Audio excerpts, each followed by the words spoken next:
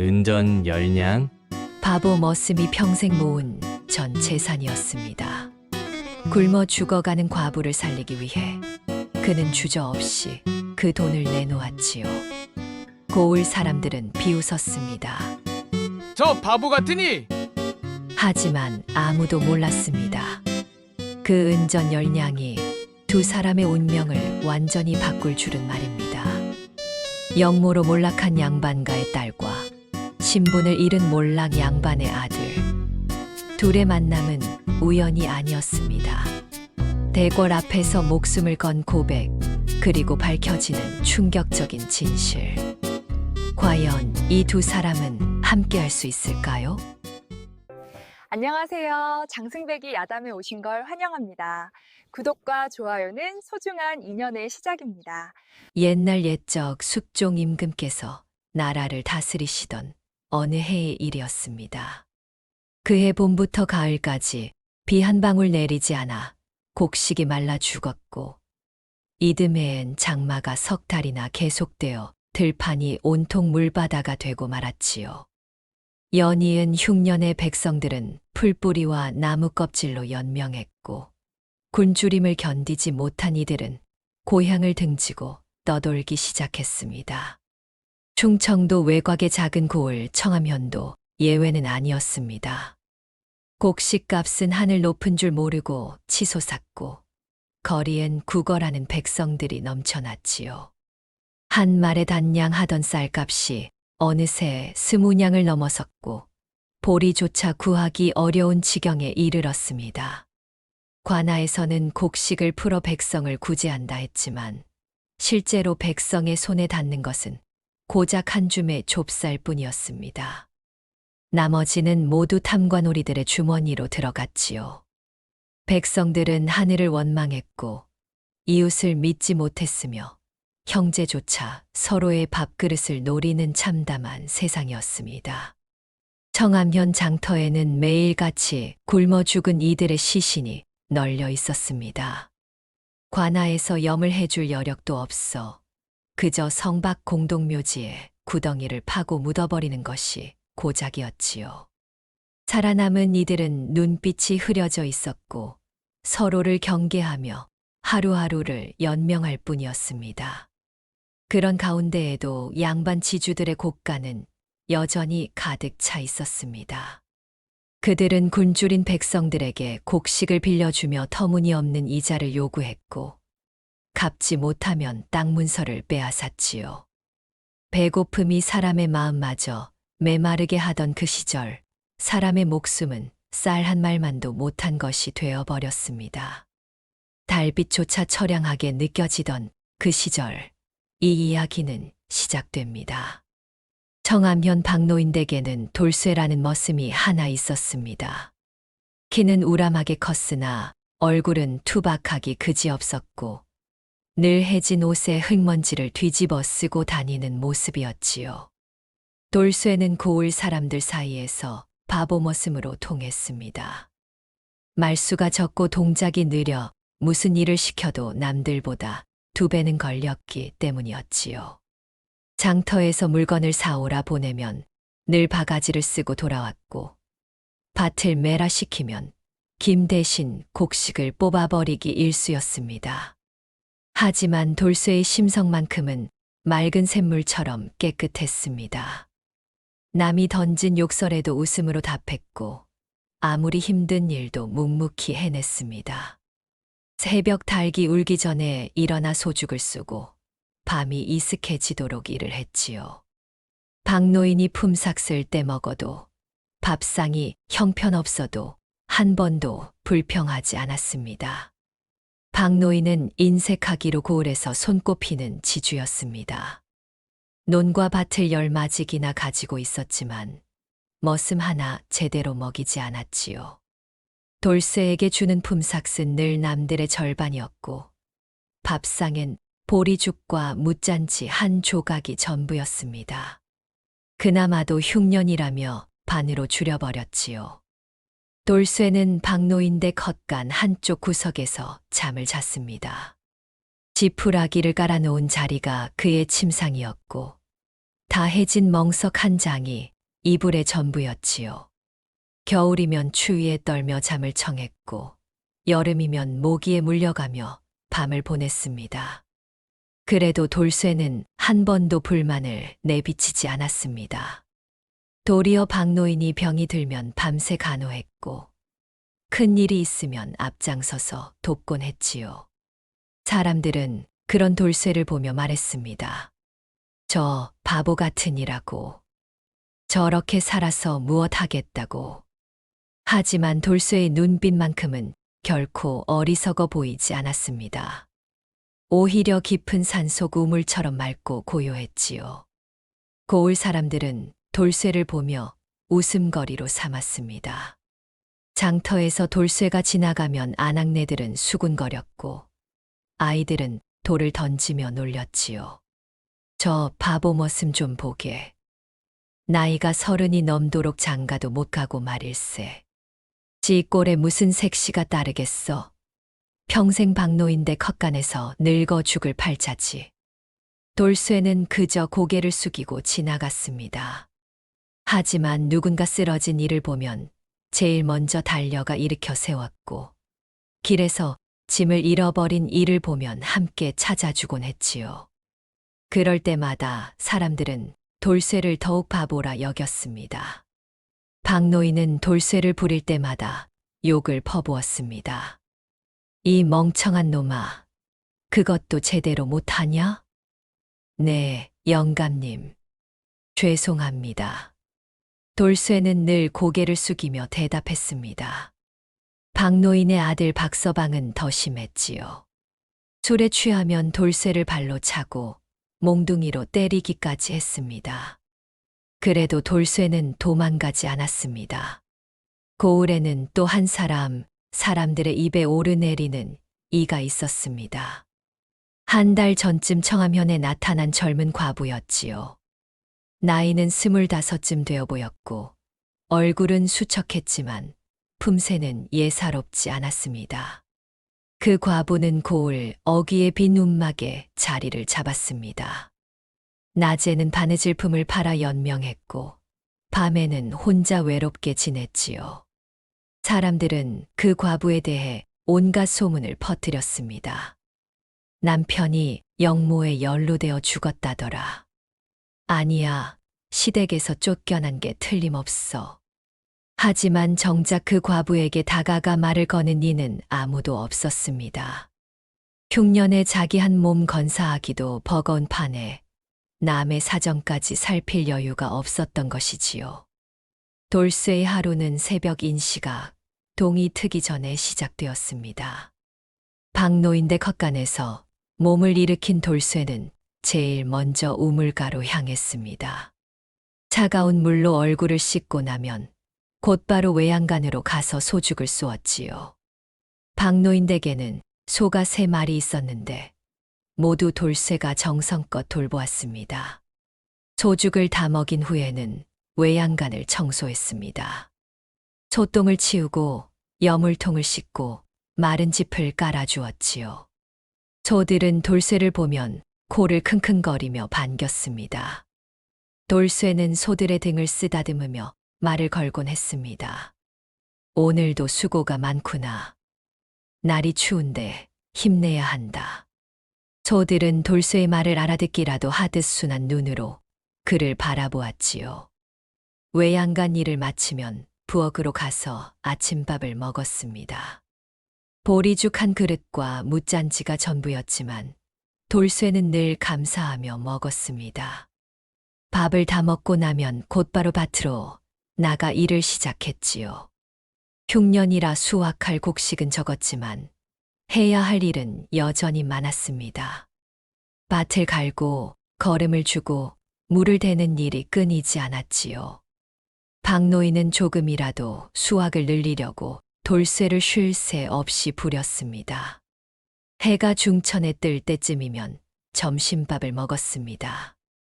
역시 보리죽이었지요. 오후에는 다시 밭일을 하거나 장터에 심부름을 가거나 땔감을 구하러 산에 갔습니다.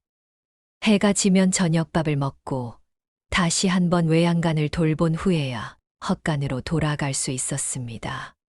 지푸라기 위에 누우면 온몸이 쑤셨지만 돌쇠는 늘 단잠을 잤습니다. 그런 평온한 일상이 계속되는 듯 했습니다. 하지만 돌쇠는 가끔 이상한 꿈을 꾸곤 했습니다. 달빛이 유난히 밝은 밤, 누군가 그를 부르는 목소리를 듣는 꿈이었지요. 어느 가을날 박노인은 돌쇠에게 장터에 다녀오라 심부름을 시켰습니다. 이 돈으로 소금하고 기름을 사 오너라. 거스름돈은 한 푼도 빼먹지 말고 다 가져와야 한다. 박노인은 돈다푼을 돌쇠의 손에 쥐어 주었습니다. 돌쇠는 정중히 절을 하고 장터로 향했지요. 청암현 장터는 흉년에도 불구하고 사람들로 붐볐습니다. 곡식을 구하려는 이들, 물건을 팔려는 이들, 구걸하는 이들이 뒤섞여 있었지요. 돌쇠는 사람들 사이를 비집고 들어가 소금 장수를 찾았습니다. 소금과 기름을 사고 나니 거스름돈이 한 푼 반이 남았습니다. 돌쇠는 조심스럽게 주머니에 넣고 집으로 돌아가려 했습니다. 그때였습니다. 장터 한쪽에서 사람들이 웅성거리는 소리가 들렸지요. 돌쇠가 다가가 보니 한 여인이 바닥에 쓰러져 있었습니다. 사람들은 그저 구경만 할 뿐 아무도 여인을 일으켜 세우지 않았습니다. 돌쇠는 망설임 없이 여인에게 다가갔습니다. 가까이서 보니 며칠 전 고을에 나타난 그 과부였지요. 얼굴은 창백했고 입술은 바짝 말라 있었습니다. 부인, 정신 차리시오. 돌쇠가 여인의 어깨를 흔들었지만 반응이 없었습니다. 돌쇠는 급히 우물가로 달려가 물을 떠왔습니다. 물을 여인의 입에 조금씩 흘려 넣자 여인이 천천히 눈을 떴지요. 고맙습니다. 여인은 가느다란 목소리로 말했습니다. 돌쇠는 여인을 일으켜 세우려 했지만 여인은 힘이 없어 다시 주저앉고 말았습니다. 부인, 언제 마지막으로 밥을 드셨소? 사흘째입니다. 여인의 대답에 돌쇠의 가슴이 먹먹해졌습니다. 사흘을 굶었다니 쓰러지는 게 당연했지요. 돌쇠는 잠시 생각에 잠겼습니다. 주머니에는 거스름돈 한 푼 반이 있었습니다. 이 돈이면 떡 한 조각쯤은 살 수 있었지요. 하지만 이 돈은 박노인에게 돌려줘야 할 돈이었습니다. 만약 한 푼이라도 모자라면 매를 맞을 것이 분명했습니다. 돌쇠는 잠시 망설였지만 곧 결심을 굳혔습니다. 떡 장수에게 가서 떡 한 조각을 사왔지요. 그리고 그것을 여인에게 건넸습니다. 드시오. 기운을 차려야 하지 않겠소. 여인은 눈물을 글썽이며 떡을 받아들었습니다. 여인은 떡을 천천히 먹었습니다. 한 입 한 입 소중하게 씹으며 눈물을 흘렸지요. 돌쇠는 그런 여인을 보며 가슴이 아팠습니다. 떡을 다 먹은 여인은 조금 기운을 차린 듯 했습니다. 하지만 여전히 얼굴은 창백했고 몸은 떨리고 있었지요. 은인께서는 어디 사시는지요? 저는 박노인댁 머슴입니다. 이름은 돌쇠라 하지요. 저는 연화라 합니다. 오늘 은혜는 평생 잊지 않겠습니다. 연화는 일어나려 했지만 다시 휘청거렸습니다. 돌쇠는 황급히 연화를 부축했지요. 부인, 어디 가실 곳이라도 있으신지요? 연화는 고개를 저었습니다. 갈 곳이 없습니다. 고을 어귀의 빈 움막에 있을 뿐입니다. 그곳은 비바람도 막지 못하는 곳이 아니오. 겨울이 오면 얼어 죽기 십상이지요. 그래도 달리 갈 곳이 없습니다. 돌쇠는 한참을 망설였습니다. 그의 머릿속에는 온갖 생각이 스쳐 지나갔지요. 이 여인을 그냥 보낼 수는 없었습니다. 하지만 자신이 할 수 있는 일이 무엇이 있단 말입니까? 그때 돌쇠는 문득 한 가지 생각이 떠올랐습니다. 자신에게는 평생 모은 돈이 있었지요. 헛간 구석에 숨겨둔 작은 천주머니 속에 은전 10냥이 들어 있었습니다. 그 10냥은 돌쇠가 10년 넘게 모은 전 재산이었습니다. 박노인에게 받은 품삯을 한 푼 한 푼 아껴 모았지요. 언젠가는 이 돈으로 작은 땅이라도 사서 제 힘으로 살아보겠다는 꿈이 있었습니다. 하지만 지금 눈앞에는 죽어가는 여인이 있었습니다. 돌쇠는 깊이 숨을 들이쉬었습니다. 부인, 제가 한 가지 제안을 하겠습니다. 무슨 말씀이신지요? 제게 은전 10냥이 있습니다.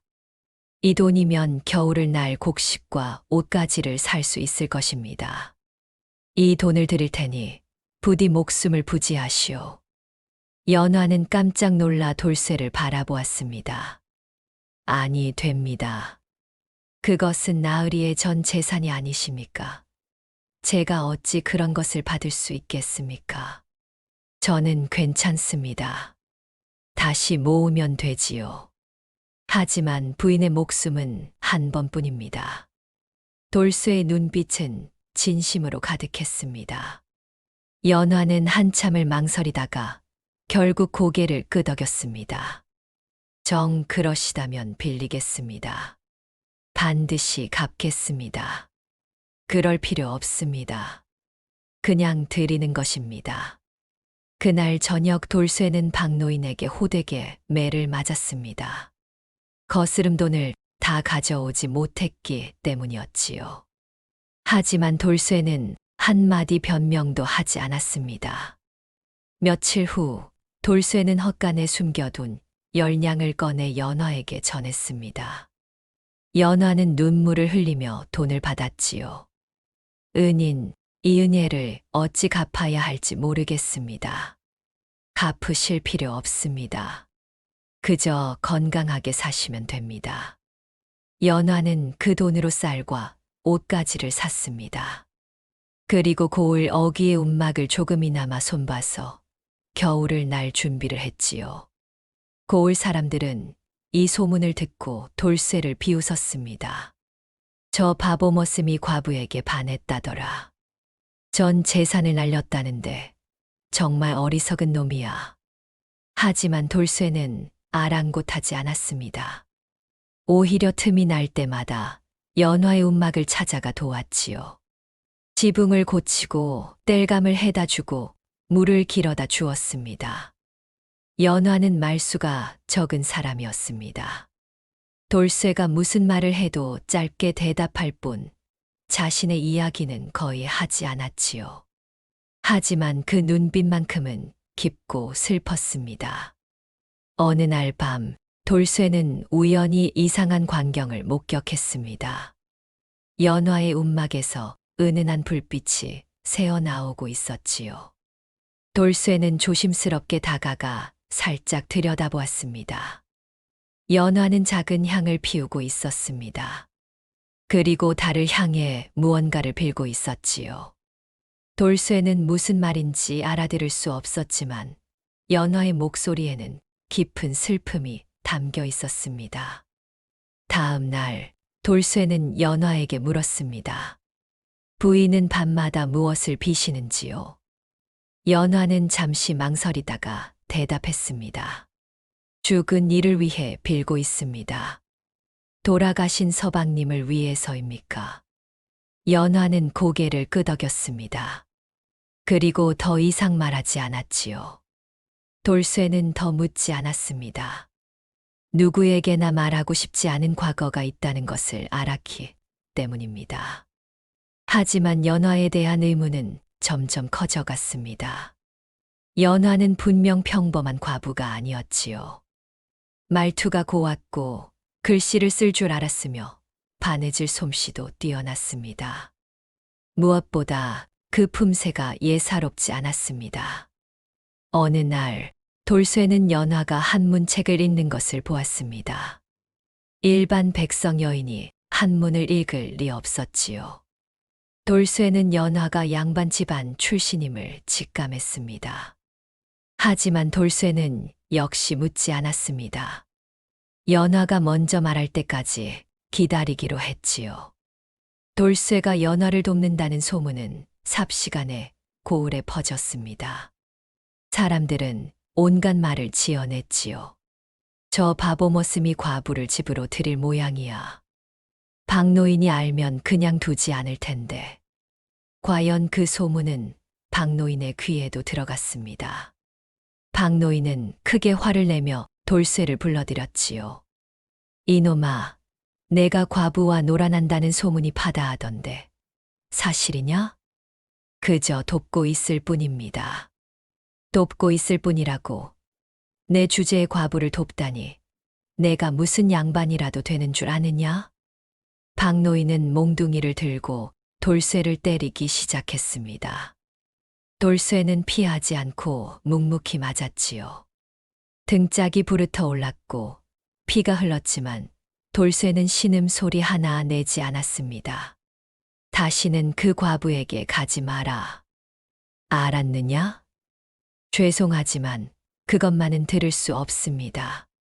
박노인은 더욱 화가 나서 돌쇠를 마구 때렸습니다. 하지만 돌쇠는 끝내 말을 바꾸지 않았지요. 이놈이 정말 좋다. 그럼 당장 이 집에서 나가거라. 나가면 되겠습니까? 뭐라고? 제가 이 집을 나가면 연화 부인을 돕는 것을 허락하시겠습니까? 박노인은 어이가 없어서 말문이 막혔습니다. 돌쇠가 이렇게 고집을 부린 적은 한 번도 없었기 때문이지요. 좋다. 나가라.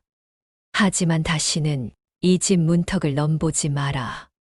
돌쇠는 정중히 절을 하고 헛간으로 갔습니다. 자신의 물건이라고는 낡은 옷까지 몇 벌이 전부였지요. 그것들을 보따리에 싸서 박노인 댁을 나왔습니다. 밖에는 차가운 바람이 불고 있었습니다. 이제 막 겨울이 시작되려는 참이었지요. 돌쇠는 갈 곳이 없었습니다. 하지만 후회는 없었습니다. 돌쇠는 연화의 움막으로 향했습니다. 연화는 돌쇠를 보고 깜짝 놀랐지요. 나으리, 무슨 일이십니까? 박노인 댁에서 나왔습니다. 뭐라고요? 그게 다 저 때문 아닙니까? 아닙니다. 제가 선택한 것입니다. 연화는 눈물을 흘렸습니다. 자신 때문에 돌쇠가 일자리를 잃었다는 것이 너무나 미안했지요. 나으리, 저는 그럴 자격이 없는 사람입니다. 무슨 말씀입니까? 저는 죄인의 가족입니다. 연화는 처음으로 자신의 이야기를 꺼냈습니다. 연화는 떨리는 목소리로 말을 이어갔습니다.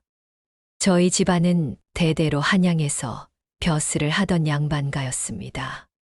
아버님은 육조의 정랑을 지내셨고 오라버니도 과거에 급제하여 벼슬길에 올랐지요.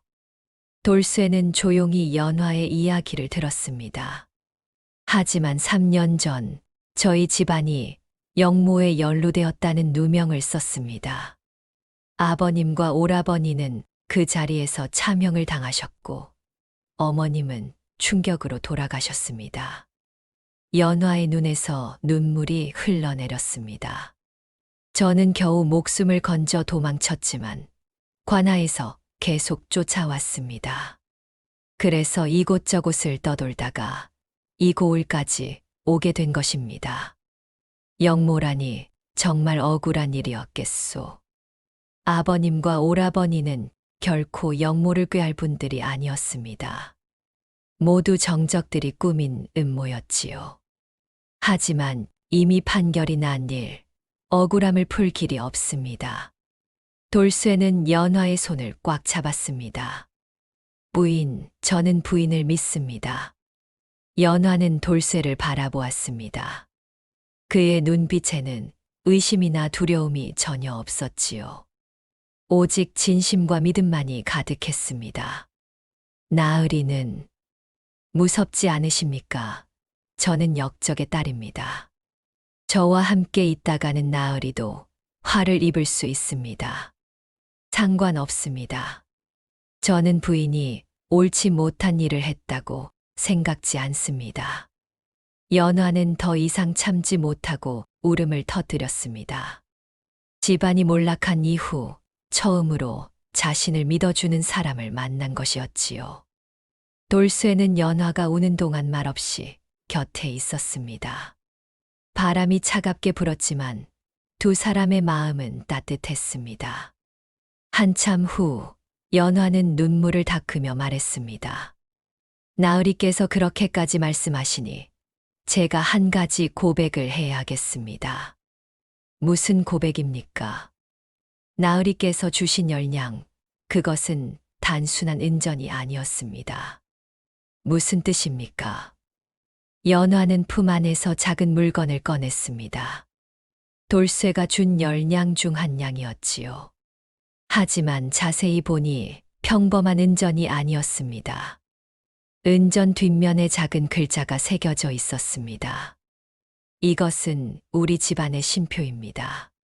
대대로 물려 내려오던 것으로 은전 뒷면에 우리 가문의 문양이 새겨져 있지요. 돌쇠는 깜짝 놀라 은전을 들여다보았습니다. 정말 작은 글자와 문양이 새겨져 있었지요. 저는 처음에 우연이라고 생각했습니다. 하지만 이것은 분명 우리 집안의 신표입니다. 나으리께서 이것을 어디서 구하셨는지 여쭙고 싶습니다. 돌쇠는 깊이 생각에 잠겼습니다. 그 은전은 10년 전 길에서 주운 것이었습니다.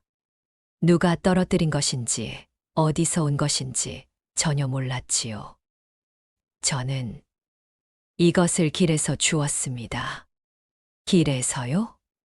네, 10년 전 일입니다.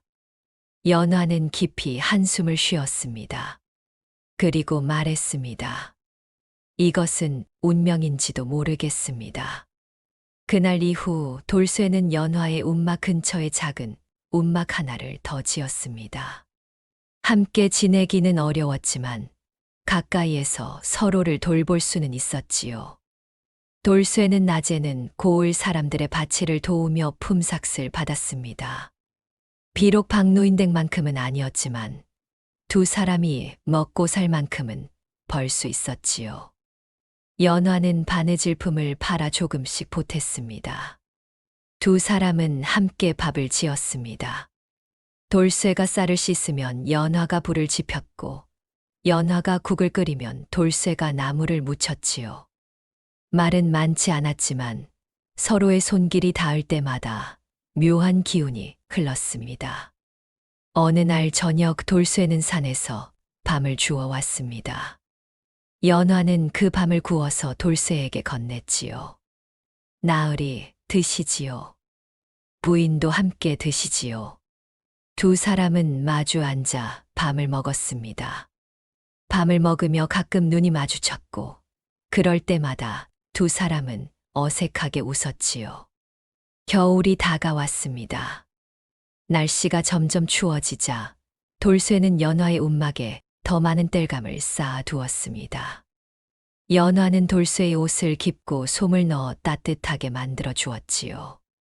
어느 추운 밤, 돌쇠는 연화의 움막에서 작은 불빛이 새어나오는 것을 보았습니다. 밤이 깊었는데도 불이 켜져 있는 것을 보니 뭔가 문제가 있는 것 같았지요. 부인, 괜찮으십니까? 돌쇠가 조심스럽게 물었습니다. 잠시 후 연화의 목소리가 들렸습니다. 괜찮습니다. 그냥 잠이 오지 않아서요. 혹시 춥지는 않으십니까? 아니요. 땔감을 충분히 주셔서 따뜻합니다. 돌쇠는 안심하고 자신의 움막으로 돌아가려 했습니다. 그때 연화가 다시 말했습니다. 나으리. 네, 부인. 나으리께서 항상 저를 돌봐주셔서 정말 감사합니다. 별 말씀을 다 하십니다. 당연한 일을 했을 뿐입니다. 나으리는 왜 저에게 이렇게까지 잘해주시는지요? 돌쇠는 잠시 말이 없었습니다. 그리고 천천히 대답했습니다. 제가 어렸을 때 부모님께서 돌아가셨습니다.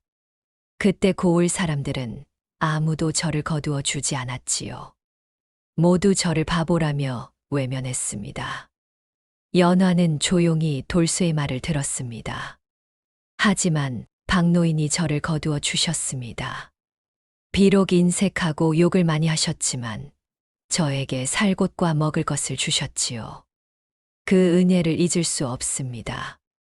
그래서 저를 돕는 것입니까? 네. 부인도 혼자 힘들게 사시는 것을 보니 예전에 제 모습이 떠올랐습니다. 그냥 지나칠 수가 없었지요. 연화는 한참을 침묵했습니다.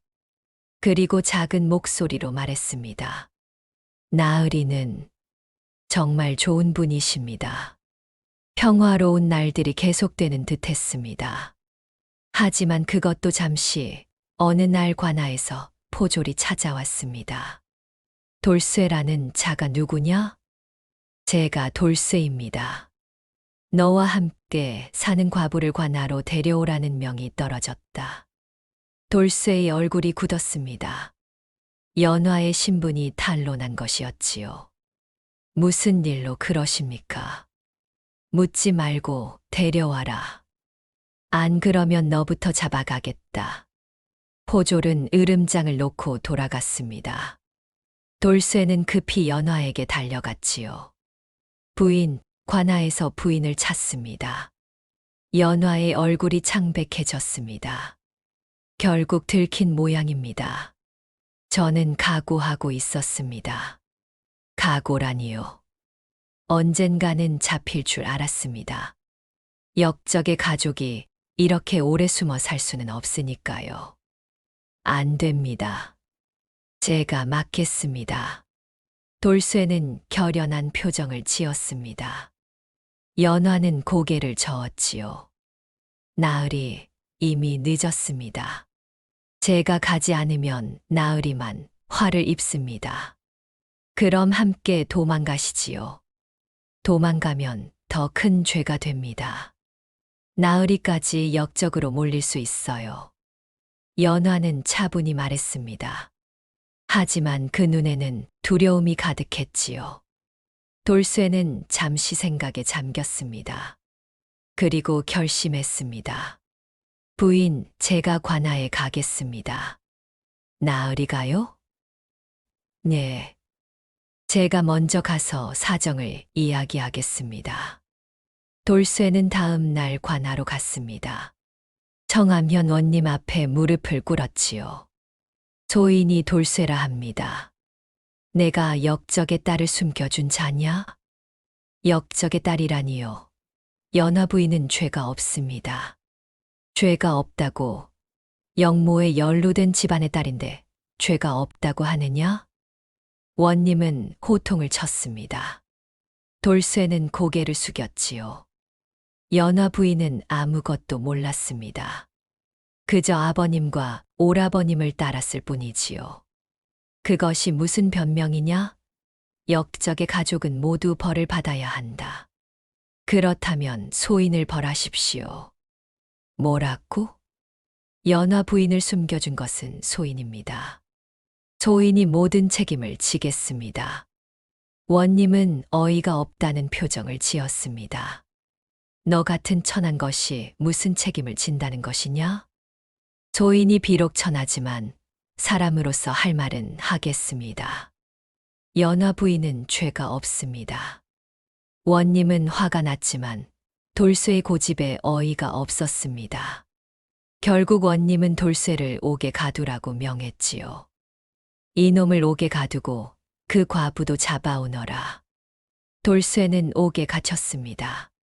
차갑고 어두운 옥 안에서 돌쇠는 연화를 걱정했습니다. 하지만 후회는 하지 않았지요.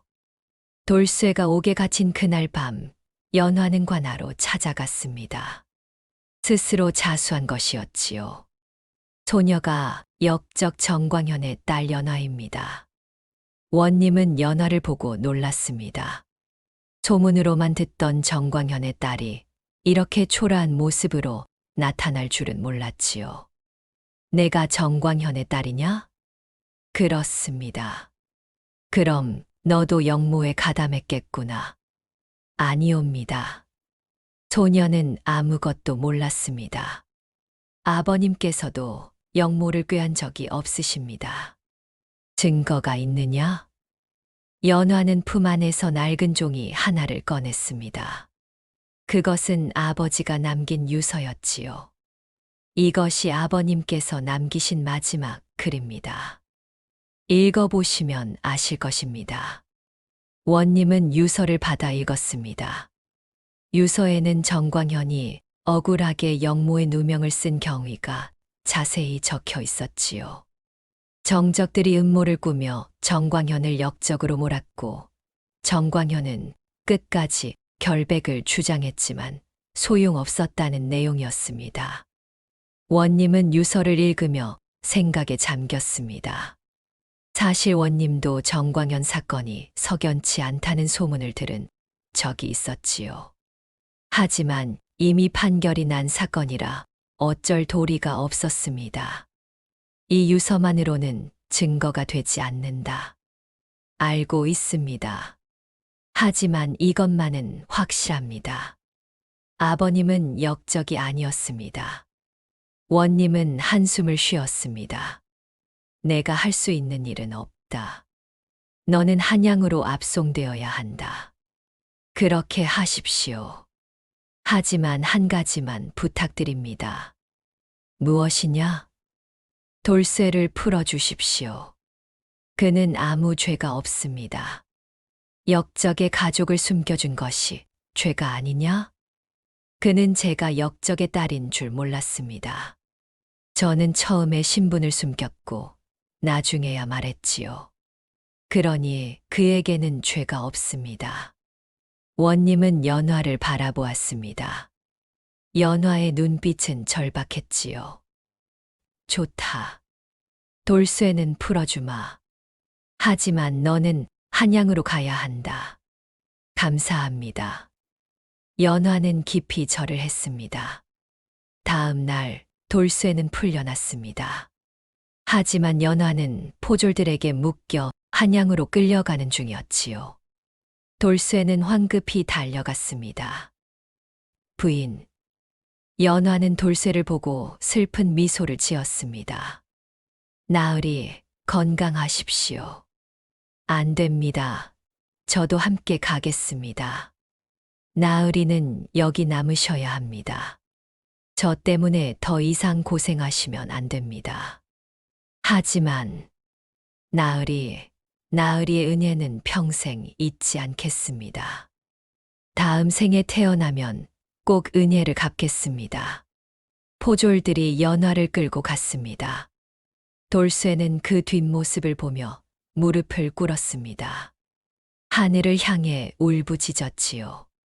그날 밤 돌쇠는 연화의 빈 움막에 앉아 있었습니다. 연화가 남긴 물건들을 보며 돌쇠는 깊이 생각에 잠겼습니다. 그때 돌쇠는 연화가 남긴 작은 보따리를 발견했습니다. 보따리 안에는 낡은 족보와 작은 인장이 들어 있었지요. 돌쇠는 족보를 펼쳐보았습니다. 족보에는 정광현 가문의 내력이 자세히 적혀 있었습니다. 그리고 그 족보 끝에는 놀라운 사실이 적혀 있었지요. 정광현의 부인, 즉 연화의 어머니는 바로 돌쇠의 먼 친척이었습니다. 돌쇠의 아버지와 연화의 어머니가 남매지간이었던 것이지요. 돌쇠는 충격에 빠졌습니다. 자신과 연화가 혈연 관계였다니. 그렇다면 연화에게 준 열량의 신표도 우연이 아니었던 것입니다. 돌쇠는 밤새 족보를 들여다보았습니다. 자신의 가문이 원래 양반가였다는 사실, 부모님이 돌아가신 후 몰락했다는 사실, 그리고 연화와 혈연 관계라는 사실을 알게 된 것이었지요. 새벽이 밝아올 무렵 돌쇠는 결심했습니다. 더 이상 바보 머슴으로 살지 않기로 한 것이지요. 연화를 구하기 위해서라도 자신의 정체를 밝히고 당당히 맞서야 했습니다. 돌쇠는 우선 고을의 서당 훈장을 찾아갔습니다. 훈장은 돌쇠를 보고 놀랐지요. 바보 머슴이 왜 나를 찾아왔느냐? 훈장님, 소인이 가져온 이 족보를 봐주십시오. 훈장은 의아해하며 족보를 받아들었습니다. 그리고 족보를 읽어 내려가다가 깜짝 놀랐지요. 이것이 정말이냐? 내가 정씨 가문의 후손이란 말이냐? 그런 것 같습니다. 하지만 확신이 서지 않아 훈장님께 여쭙고자 합니다. 훈장은 족보를 자세히 살펴보았습니다. 그리고 고개를 끄덕였지요. 이것은 분명 진짜 족보다. 너는 정광현의 조카뻘이 되는구나. 그렇다면 연화 부인은 제 사촌 누이가 되는 것입니까? 그렇게 되는 셈이지. 돌쇠는 무릎을 꿇었습니다. 훈장님, 부탁이 있습니다. 이 족보를 증거로 관아에 가서 연화 부인을 구하고 싶습니다. 하지만 그것은 쉬운 일이 아니다. 이미 역적으로 몰린 가문이니 너도 위험에 처할 수 있다. 알고 있습니다. 하지만 해야 합니다.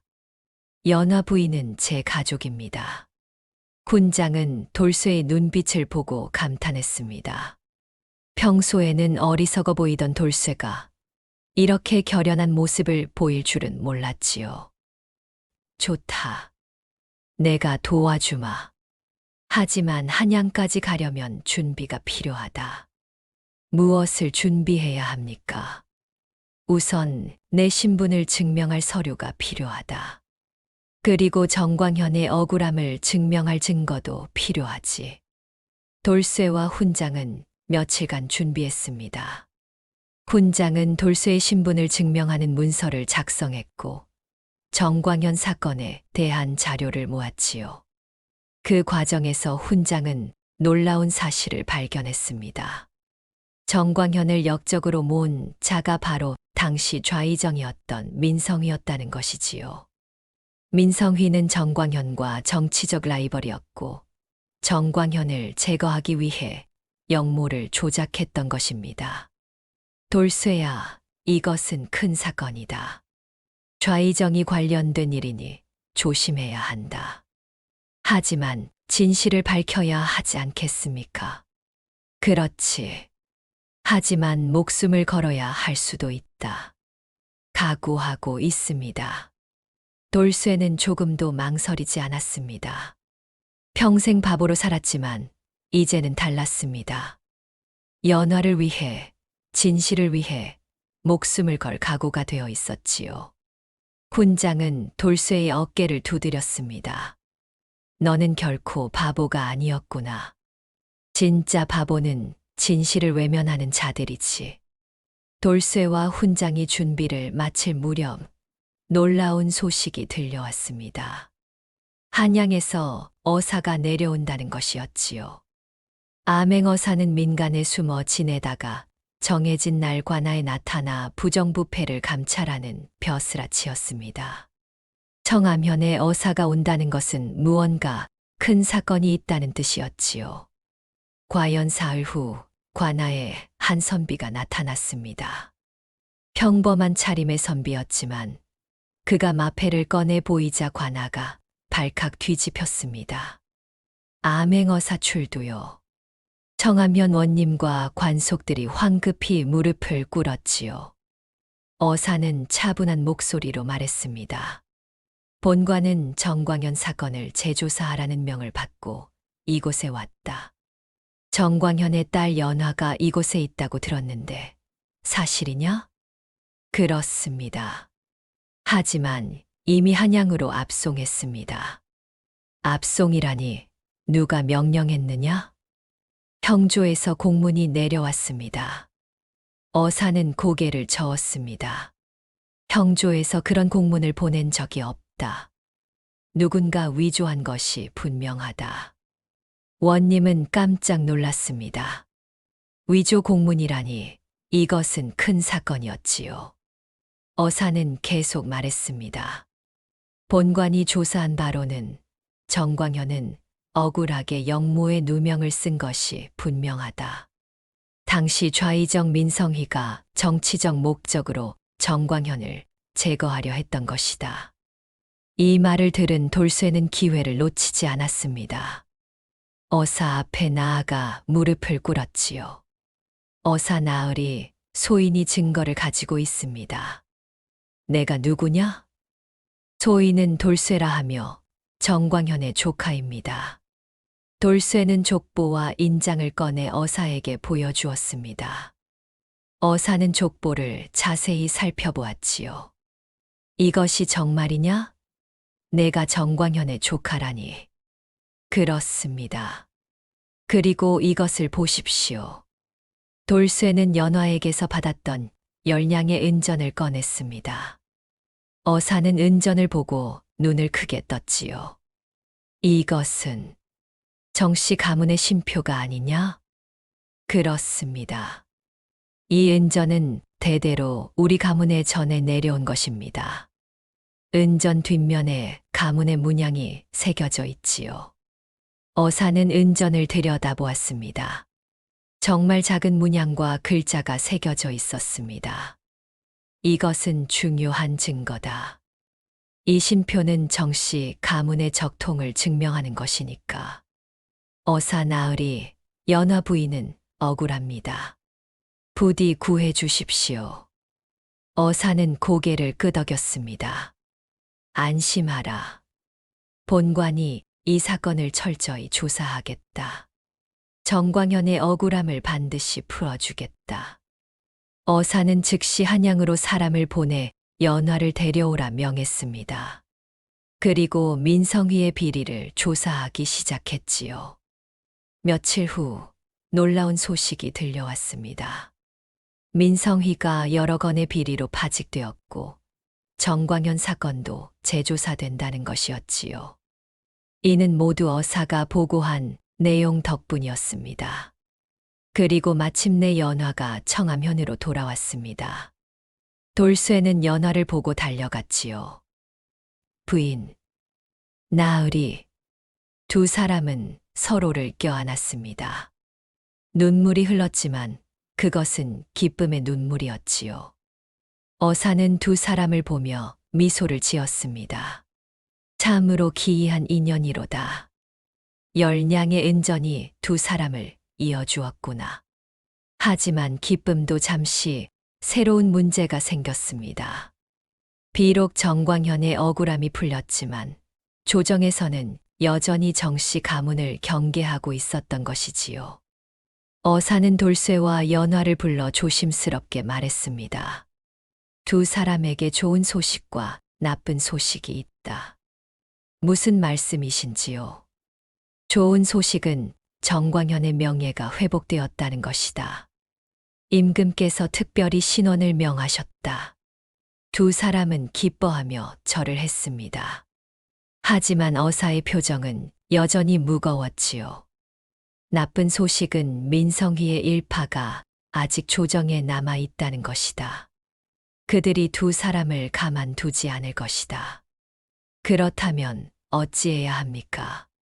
한동안 한양을 떠나 있는 것이 좋겠다. 조정의 상황이 안정될 때까지 말이다. 돌쇠와 연화는 서로를 바라보았습니다. 이제 막 만났는데 또 헤어져야 한다니 가슴이 아팠지요. 그날 밤 연화는 돌쇠에게 말했습니다. 나으리, 저는 혼자 떠나겠습니다. 무슨 말씀이십니까? 나으리는 여기 남으셔야 합니다. 저 때문에 더 이상 고생하실 수 없어요. 아니, 됩니다. 함께 가야지요. 나으리, 저는 저주받은 가문의 딸입니다. 나으리와 함께 있으면 나으리도 위험합니다. 연화의 눈에 눈물이 맺혔습니다. 돌쇠는 연화의 손을 꽉 잡았지요. 부인, 우리는 가족입니다. 가족은 함께 있어야 하지 않겠습니까? 하지만 부인이 떠나신다면 저도 따라가겠습니다. 어디든지 함께 가겠습니다. 연화는 더 이상 참지 못하고 울음을 터뜨렸습니다. 돌쇠는 연화를 안아주었지요. 하지만 그날 밤, 연화는 돌쇠 몰래 짐을 싸기 시작했습니다. 돌쇠와 함께 있으면 돌쇠가 위험하다고 생각했기 때문이지요. 연화는 새벽에 몰래 떠나기로 결심했습니다. 다음 날 새벽, 연화는 조용히 움막을 나섰습니다. 달빛이 유난히 밝았지요. 연화는 한 걸음 한 걸음 걸으며 눈물을 흘렸습니다. 그때였습니다. 뒤에서 돌쇠의 목소리가 들렸지요. 부인, 어디 가십니까? 연화는 깜짝 놀라 돌아보았습니다. 돌쇠가 서 있었습니다. 나으리, 어떻게? 부인이 떠나실 것 같아서 잠을 자지 않고 기다렸습니다. 나으리, 저는 정말 가야 합니다. 나으리를 위해서라도. 아니, 됩니다. 저는 부인 없이는 살 수 없습니다. 돌쇠는 연화 앞에 무릎을 꿇었습니다. 부인, 저는 평생 바보로 살았습니다. 사람들에게 천대받고 외면당하며 살았지요. 하지만 부인을 만난 후로 제 삶이 달라졌습니다. 나으리, 부인은 저를 바보라고 하지 않았습니다. 저를 사람으로 대해 주었지요. 그것이 얼마나 고마운지 모릅니다. 돌쇠의 눈에서 눈물이 흘렀습니다. 저는 부인을 사랑합니다. 가족으로서가 아니라 한 사람으로서 사랑합니다. 제 곁에 있어 주십시오. 연화는 더 이상 견딜 수 없었습니다. 돌쇠의 품에 안겨 울었지요. 나으리, 저도 나으리를 사랑합니다. 처음 만난 그날부터 마음에 두고 있었습니다. 두 사람은 달빛 아래서 서로를 껴안았습니다. 다음 날, 돌쇠는 중대한 결심을 했습니다. 자신의 출생 비밀을 공식적으로 밝히기로 한 것이지요. 돌쇠는 훈장과 함께 어사를 찾아갔습니다. 어사 나으리, 소인이 청이 있습니다. 말해 보거라. 소인은 이제까지 돌쇠라는 이름으로 살았지만 본래 이름이 따로 있습니다. 그것이 무엇이냐?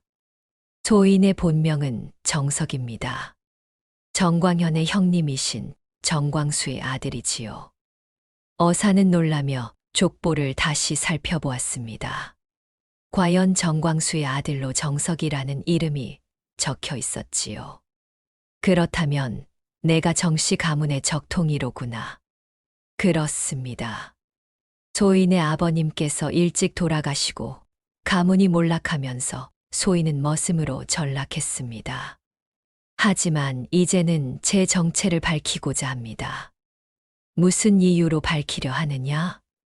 연화 부인과 함께 살기 위해서입니다.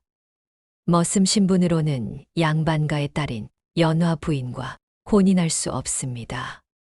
어사는 고개를 끄덕였습니다. 훌륭한 결심이다.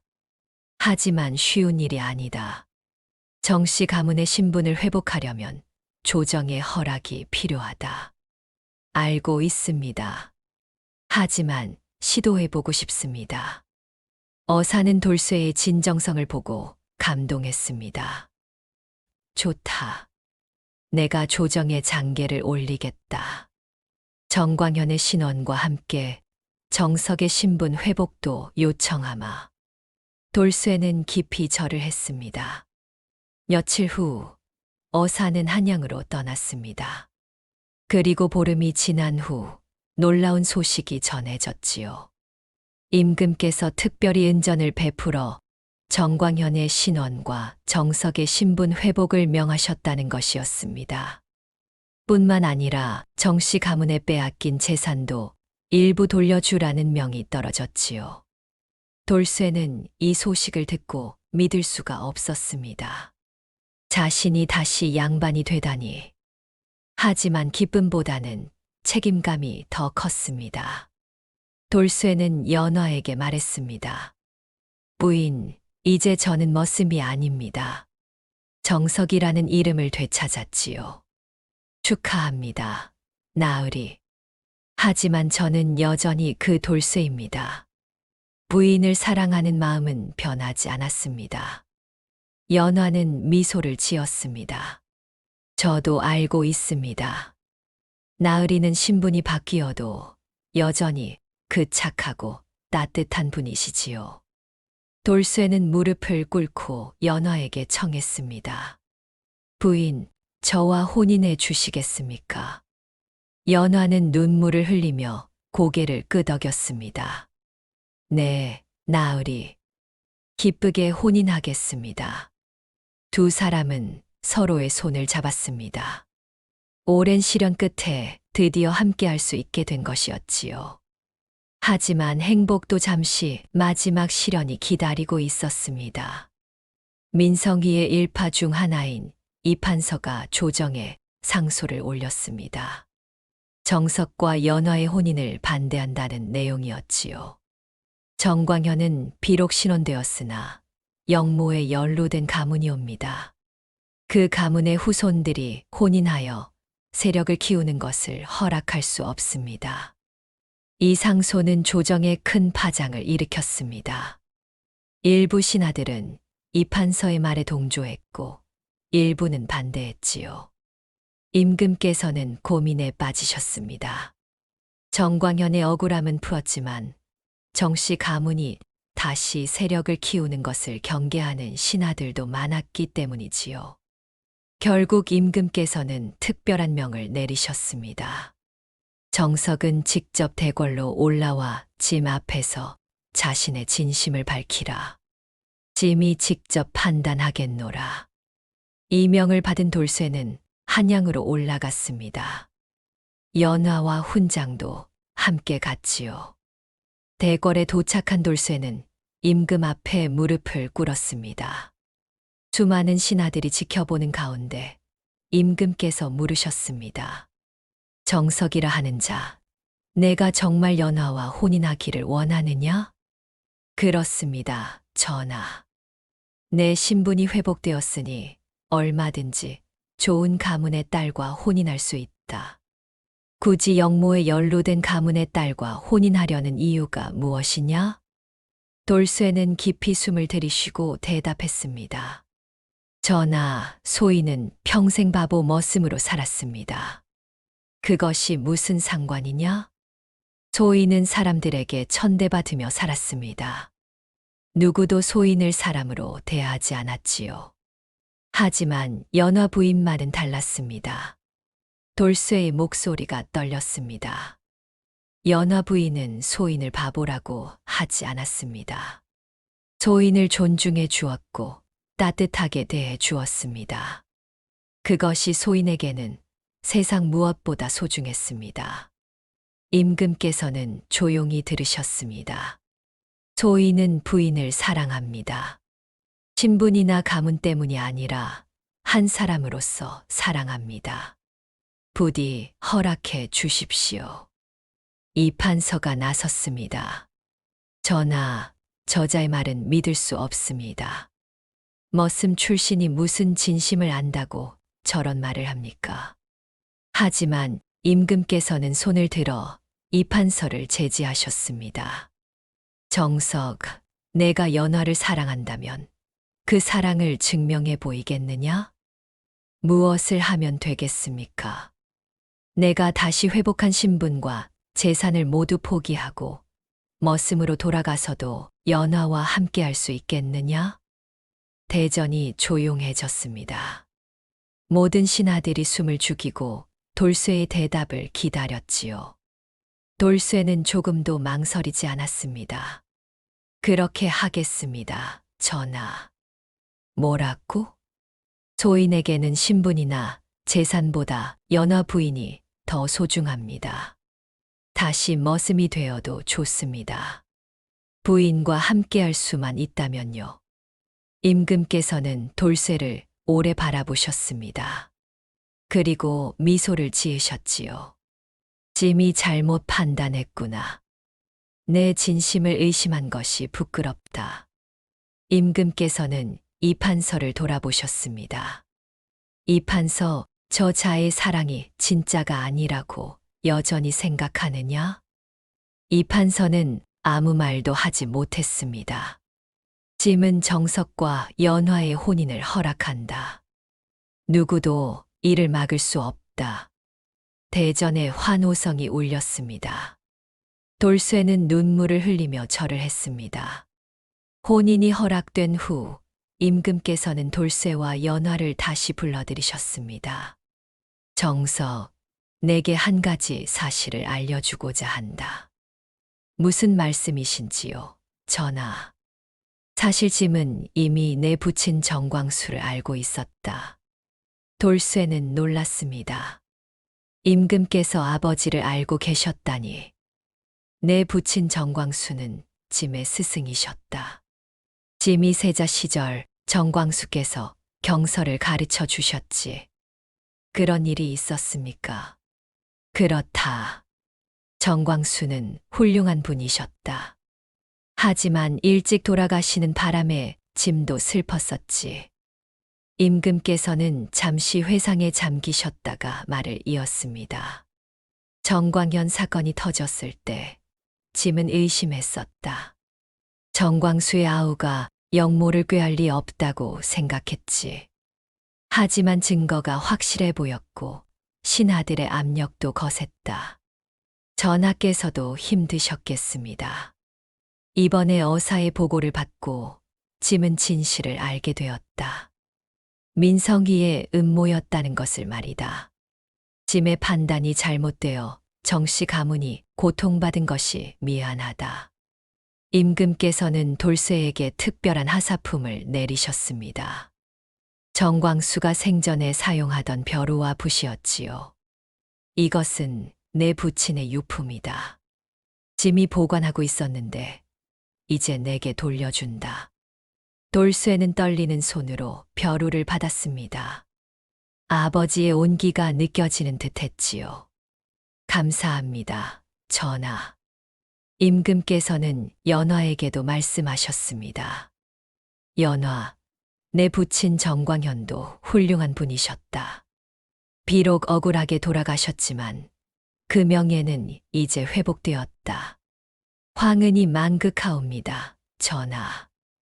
임금께서는 두 사람을 바라보며 말씀하셨습니다.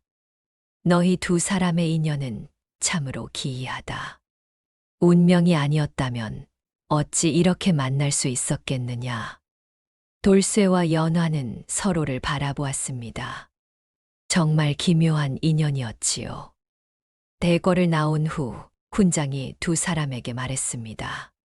정석, 연화, 이제 모든 것이 밝혀졌구나. 정광현의 억울함도 풀렸고 너희의 혼인도 허락받았다. 훈장님, 모두 훈장님 덕분입니다. 아니다. 이 모든 것은 너희의 진심과 용기 덕분이다. 훈장은 돌쇠의 어깨를 두드렸습니다. 정석, 너는 결코 바보가 아니었다.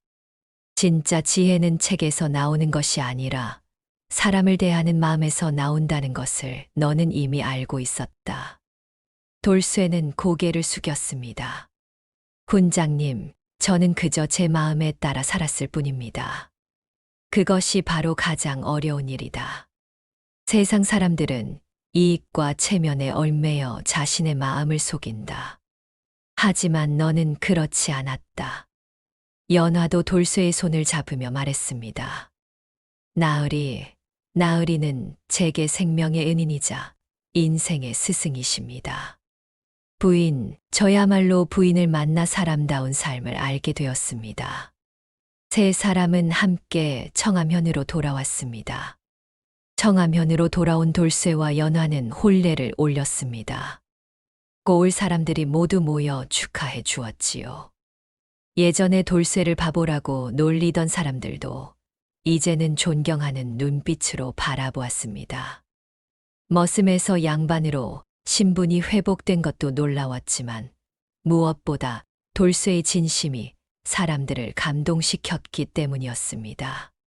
박노인도 돌쇠를 찾아와 사과했습니다. 정성 나으리, 제가 그동안 무례했습니다. 용서해 주십시오. 돌쇠는 미소를 지으며 말했습니다.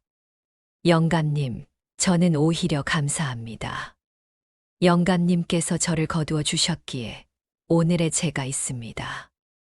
나으리는 참으로 대인이십니다. 돌쇠와 연화는 작은 집을 마련했습니다. 큰 기와집이 아니라 아담한 초가집이었지요. 임금께서 내려주신 재산으로 큰 집을 지을 수도 있었지만 두 사람은 소박한 삶을 원했습니다. 나으리, 이 집이 마음에 드십니까? 부인, 저는 부인과 함께라면 어디든 좋습니다. 두 사람은 함께 밭을 일구었습니다. 돌쇠는 여전히 소를 돌보았고 연화는 바느질을 했지요. 비록 양반의 신분이었지만 두 사람은 스스로 일하며 살아가기를 원했습니다.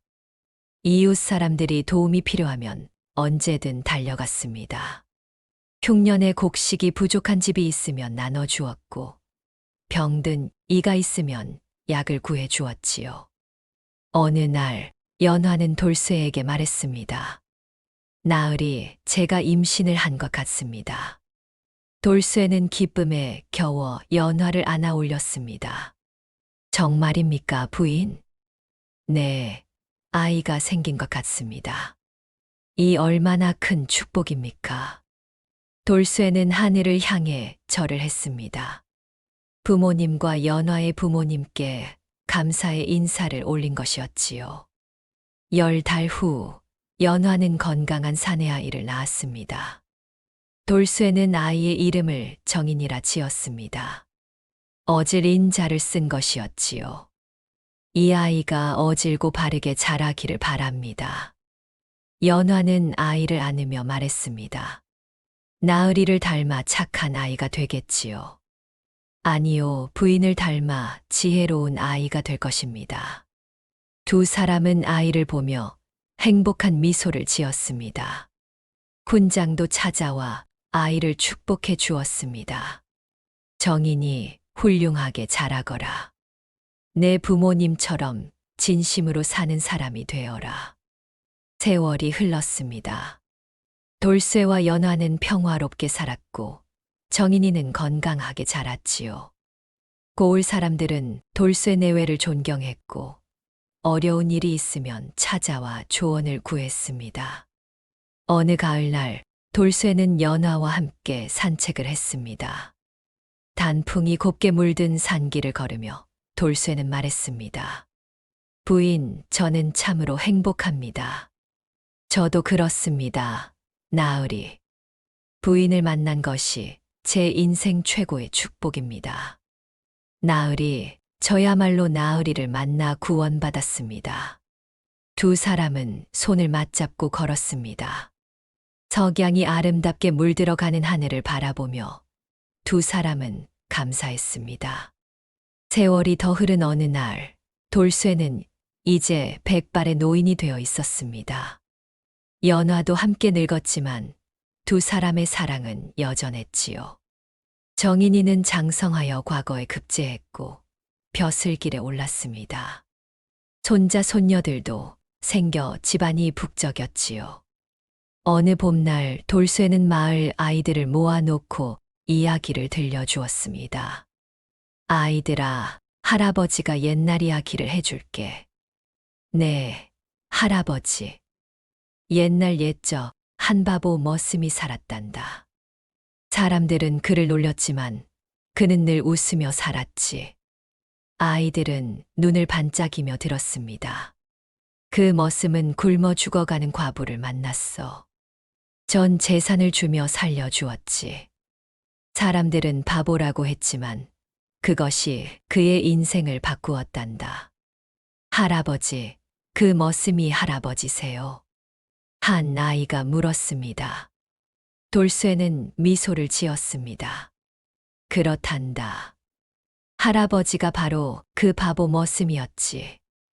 와, 그럼 할머니가 그 과부세요? 맞아. 할머니가 바로 그 과부란다. 아이들은 신기해하며 연화를 바라보았습니다. 연화는 부끄러운 듯 웃었지요. 아이들아, 이 이야기를 통해 할아버지가 하고 싶은 말이 있단다. 무엇인가요, 할아버지? 가진 것이 많다고 마음까지 큰 것은 아니란다. 가진 것이 적어도 마음은 얼마든지 클 수 있지. 아이들은 고개를 끄덕였습니다. 할아버지는 평생 많은 것을 가져보지 못했어. 하지만 가장 소중한 것을 얻었단다. 바로 진심이지. 돌쇠는 연화를 바라보았습니다. 연화도 돌쇠를 바라보며 미소 지었지요. 진심으로 사람을 대하면 진심이 돌아온단다. 할아버지가 연화 할머니를 진심으로 대했더니 할머니도 진심으로 할아버지를 사랑해 주셨지. 우와, 멋있어요. 아이들이 박수를 쳤습니다. 그날 밤 돌쇠와 연화는 달빛 아래 나란히 앉아 있었습니다. 나으리, 우리가 처음 만난 것도 이런 달빛 아래였지요. 그렇습니다, 부인. 그때가 엊그제 같은데 벌써 이렇게 늙었습니다.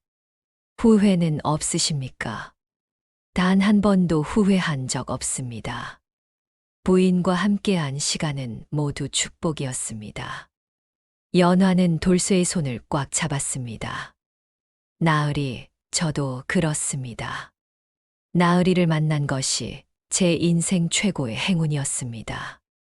두 사람은 달을 바라보았습니다. 달빛은 예전처럼 환하게 두 사람을 비추고 있었지요. 옛말에 이런 말이 있습니다. 진심은 하늘을 감동시킨다고 말이지요. 돌쇠는 평생 진심으로 살았고 그 진심이 하늘을 감동시켜 연화를 만나게 해주었습니다. 가진 것이 적을수록 마음은 클 수 있습니다.